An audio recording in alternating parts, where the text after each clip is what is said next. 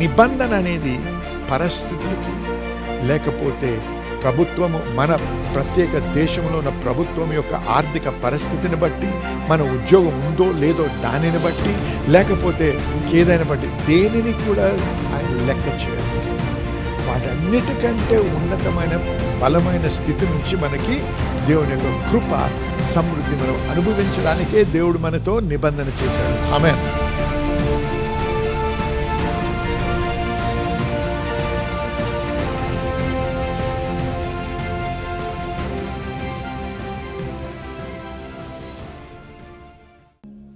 అబ్రహాముని దేవుడు ఎప్పుడైతే తన కుమారుడిని బలిగా ఇవ్వమన్నాడో, అది దేవుడు అబ్రహాముని ద్వేషించి అడిగాడా, లేకపోతే దేవుడు అబ్రహాముని తృణీకరించాడా? ఎంత భయంకరమైనటువంటి, ఎంత కష్టమైనటువంటి అర్పణ అడిగాడో ఒకసారి గమనించండి. మీరే అబ్రహాము స్థలంలో ఉంటే ఎలాగ ఉండేది మీ హృదయం? మన హృదయం బద్దలైపోయేది. అయినా ఎందుకు అడిగాడు దేవుడు? విశ్వాసంలో బలపరచడానికి, ఇంకా ఆశీర్వదించడానికి. చూడండి, దేవుడు అబ్రహాముని ఆశీర్వదించాలని ఆశిస్తున్నాడు. ఇప్పటికే అబ్రహాం ఎంతో ఆశీర్వదించబడ్డాడు, అవునా? అవును. ఇప్పుడు అబ్రహాముని మరి బలి అడుగుతున్నాడు. బలి అర్పిస్తాడా లేదా? ఎందుకంటే ఇది ఇంకో పరీక్ష. ఈ పరీక్ష కానీ నెగ్గితే ఇంతవరకు ఉన్నటువంటి సమృద్ధి ఎందుకు పనికిరాదు. ఇంకా గొప్ప సమృద్ధిలోకి వెళ్ళాలంటే, ప్రతి ఒక మెట్టు నుంచి ఇంకో మెట్టుకు వెళ్ళాలంటే ఆ పరీక్ష నెగ్గితేనే నువ్వు ఆ మెట్టుకు వెళ్ళగలవు. నువ్వు ఉట్టిగా ప్రార్థన చేసి వాక్యం చదివి ప్రార్థన చేసి నెగ్గవు. ప్రార్థన అవసరం, వాక్యం అవసరం. ఎందుకు? ఆ పరీక్షలో నెగ్గడానికి. నువ్వు ప్రార్థన చేసినందుకు నువ్వు నెగ్గవు. ప్రార్థన చేసినందుకు బలపడి, ఆ దృఢ నిశ్చయతలో బలపడి, వాక్యంలో బలపడి, ఆ సాతాను నుంచో దేవుడు పెట్టే పరీక్ష, దేవుడు రానిచ్చే పరీక్ష, పెట్టేది కాదు, దేవుడు రానిచ్చే పరీక్ష నువ్వు నెగ్గినప్పుడు నువ్వేమవుతావు? క్వాలిఫై అవుతావు. దేనికి? ఇంకా గొప్ప సమృద్ధిలోకి రావడానికి. ఏమైంది? అప్పుడు అబ్రహాము ఇస్సాకును పెట్టాడు బలిపీఠం మీద, కత్తి ఎత్తాడు. ఆ కత్తి దించేటప్పుడు మరి ఒక దేవదూత వచ్చి ఆయన చేతిని పట్టుకొని ఆపమన్నాడు. అప్పుడేమన్నాడు? నౌ ఐ నో, నాకు ఇప్పుడు నీకు తెలుసు. నాకు ఇప్పుడు చూద్దాం ఒకసారి, చాలా బాగుంటుంది. జెనసిస్ చాలా బాగుంటుంది. Genesis chapter 22.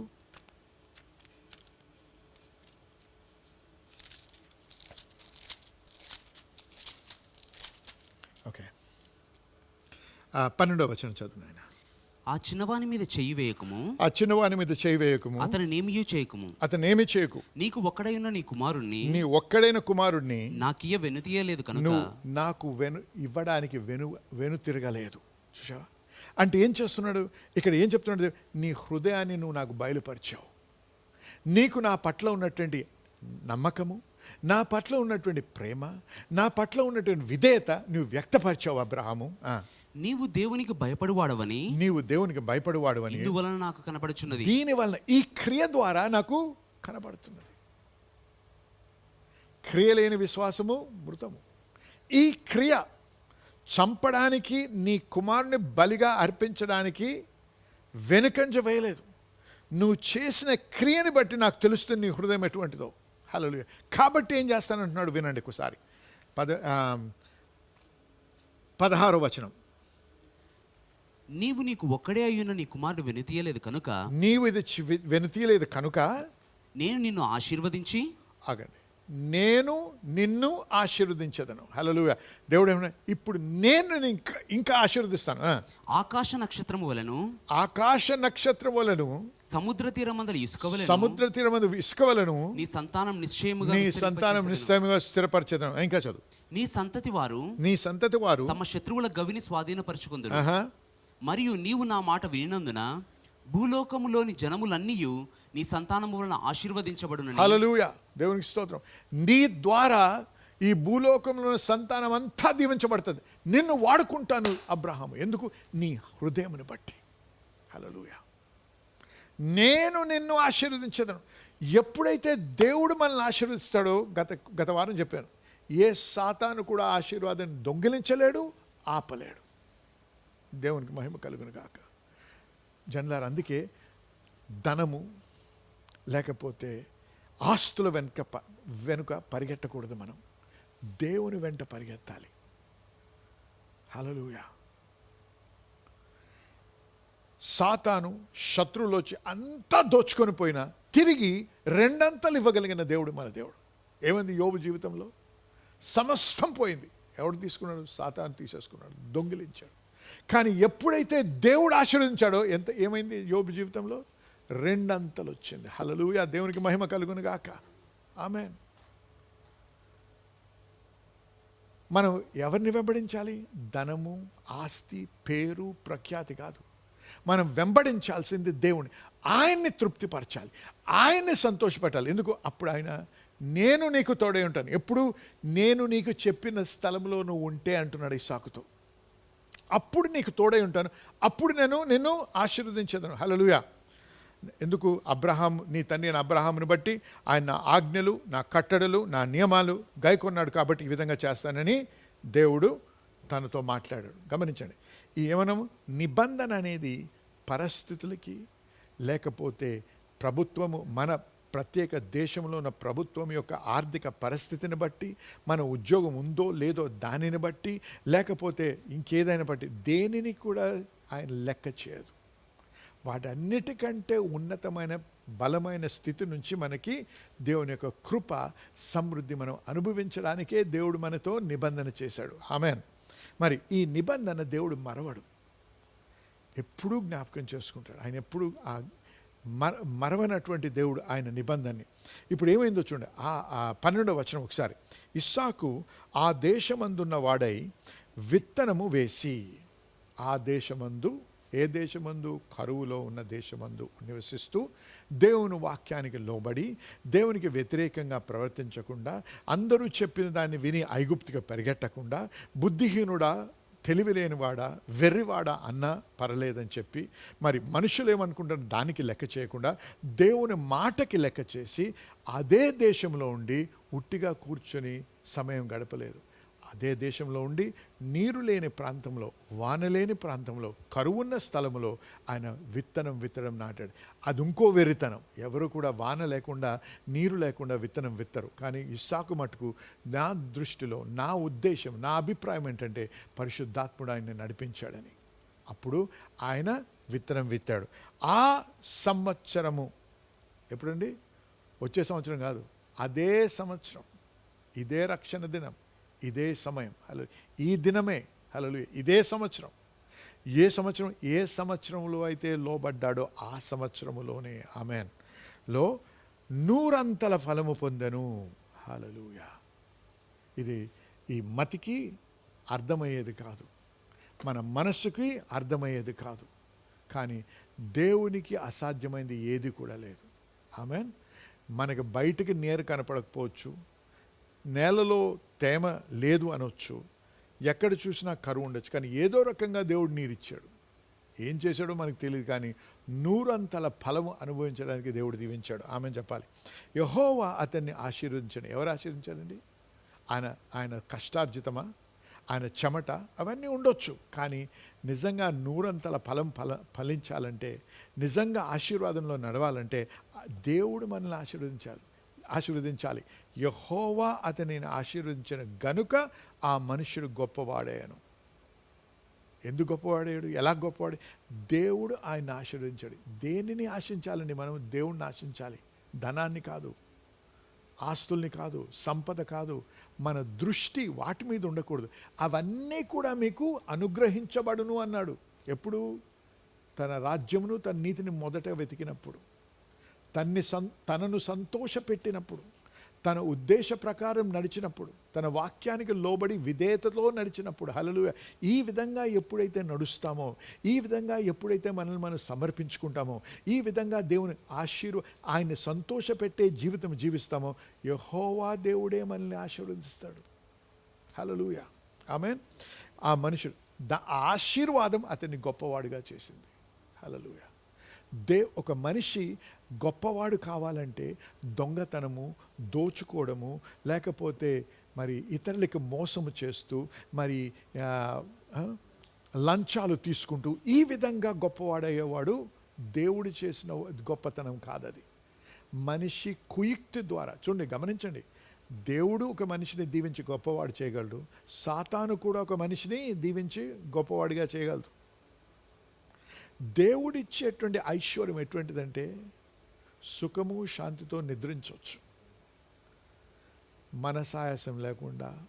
చాలామంది గొప్పవారు, చాలా ఆస్తున్న వారికి అనేక రకాలైన జబ్బులు ఉంటాయి.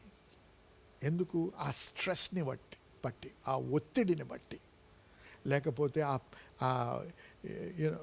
వారు చేసినటువంటి తప్పుడు పనుల్ని బట్టి ఆ సంపాదించిన సంపద వారు అనుభవించలేని స్థితిలో ఉంటారు. కానీ ఎప్పుడైతే దేవుడిస్తాడో దానితో సుఖము, సంతోషము, సమాధానం ఇస్తాడు దేవుడు. అందుకే ఇంగ్లీష్లో సరిగ్గా ఉంది కానీ తెలుగులో సరి అని తర్జుమా లేదు. ఒక మాట ఉంది, the blessing of the lord it maketh rich and he addeth no sorrow with it. Jehovah యొక్క ఆశీర్వాదము ఒక మనిషిని ఐశ్వర్యవంతుడిగా చేస్తుంది. దుఃఖము కానీ ఆయాసము కానీ వాటితో రాదు. ఎప్పుడైతే ఒక సాతాను పద్ధతుల్లో, లోకరీతి పద్ధతుల్లో మోసముతో సంపాదిస్తారు చూసారా, దానితో వచ్చేది ఆయాసము, మరి ఒత్తిడి, అనారోగ్యము, రకరకాలైనటువంటి ఇబ్బందులు. ఆ ఐశ్వర్యం గురించి మాట్లాడటం లేదు మనం. మన చేతులతో, మన జ్ఞానముతో, మన ఉద్దేశాలతో దేవునికి విరుద్ధంగా జీవిస్తూ, దేవుని వాక్యానికి విరుద్ధంగా జీవిస్తూ, దేవుణ్ణి ప్రేమించకుండా ఏదో రకంగా గొప్పవారై ఉండడం కాదు మనం మాట్లాడేది. దేవుని ఆశీర్వాదము చొప్పున గొప్పవాళ్ళం అవ్వాలి. ఆమేన్. అది నేను మాట్లాడేది. ఎప్పుడైతే నేను ఈ మాటల సమృద్ధిలో జీవించడం దేవుని చిత్తమా అంటే, దేవుడిచ్చే సమృద్ధిలో జీవించాలి. దేవుడు కల్పిస్తాడు మనకి, దేవుడు అనుగ్రహిస్తాడు, దేవుడు దీన్ని తయారు చేసి మనకి అనుగ్రహిస్తాడు. ఆమేన్ చెప్పాలి. ఇంతవరకు విన్నటువంటి వాక్యంని బట్టి మీరు ఎంతగానో దీవించి ఆశీర్వదించబడ్డారని నమ్ముతున్నా. మరి మన దేవుడి యొక్క వాక్యం చూసినట్లయితే దేవునికి అసాధ్యమేది ఏదీ లేదు. మనము అనేక కష్టాలు, లేకపోతే అనారోగ్యాలు, లేకపోతే అనేక అవగతవకలు ఎదుర్కొంటా ఉంటాం. మన దేవుడు అద్భుతాలు చేసే దేవుడు. కాబట్టి మీ కొరకు, మీ స్వస్థత కొరకు, మీ యొక్క ఇబ్బంది నుంచి విడుదల కోసం ప్రార్థించాలని ఆశిస్తున్నా.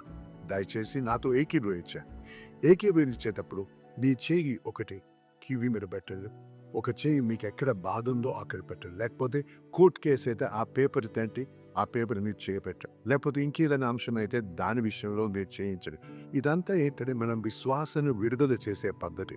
అంతేగాని టీవీలో శక్తి ఉందని కానీ, టీవీలో బలం ఉందని కానీ చెప్పడం కాదు. కానీ మన విశ్వాసాన్ని విడుదల చేసి విశ్వాసం ముందుకెళ్ళడానికి మార్గం. కాబట్టి దయచేసి నాతో ఏకీభవించండి, ప్రార్థించాలి. ఎందుకంటే అనేకమైన సాక్ష్యాలు వింటున్నాం. ఈ విధంగా ప్రార్థించినప్పుడు మరి దేవుని యొక్క కృపను బట్టి వంకరగా ఉన్న కాళ్ళు సరిగ్గా అదైతే కాకుండా ఎంతో కాలం నుంచి మరి బ్లాడర్లో ఉన్నటువంటి ప్రాబ్లం నుంచి ఒక వ్యక్తి సంపూర్ణంగా స్వస్థపరచబడ్డాడు.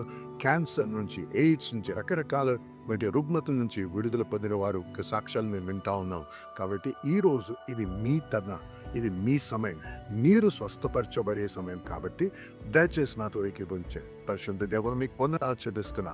ఈ బిడ్డలో ఒక విశ్వాసంని బట్టి వారు ప్రార్థిస్తుండగా వారితో నేను ఏకీభవిస్తున్నా. మరి ఈ సమయంలో వారుకునే ఇబ్బందుల నుంచి వారు విడుదల అనుగ్రహించండి. ప్రతి విధమైనటువంటి రుగ్మత నుంచి, ప్రతి విధమైన ఆరోగ్యం నుంచి, ప్రతి విధమైనటువంటి సాతాను బంధకం నుంచి వారికి విడుదల కలుగును గాక యేసు నామములో. ప్రభువా, చర్మ వ్యాధి, కిడ్నీ ప్రాబ్లం అవ్వచ్చు, లేకపోతే హార్ట్ ప్రాబ్లం అవ్వచ్చు, లేకపోతే ఏదైనా సరే యేసు నామంలో దాన్ని గద్దిస్తున్నాం ప్రభువా. నాయన అది వర్టిగో అవ్వచ్చు, లేకపోతే మరి కాన్స్టెంట్ తలనొప్పులు అవ్వచ్చు. ఏదైతే నేను ప్రభా మీరు స్వస్థపరిచే యెహోవా ప్రభా, మీరు మాకు స్వస్థత అనుగ్రహించే యెహోవా రాఫా నాయన. కాబట్టి మీ పేరుట, మీ నామంలో ప్రార్థిస్తున్నాను ఆయన.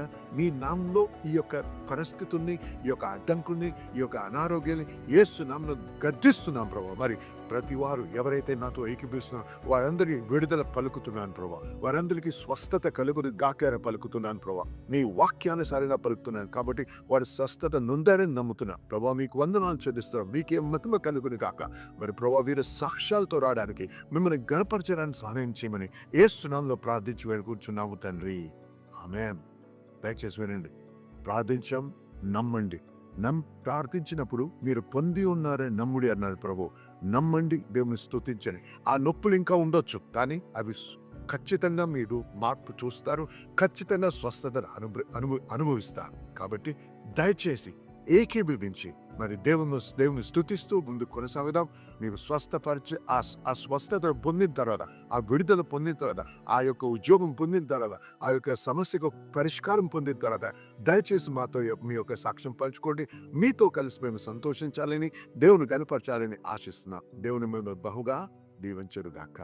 ఆమేన్.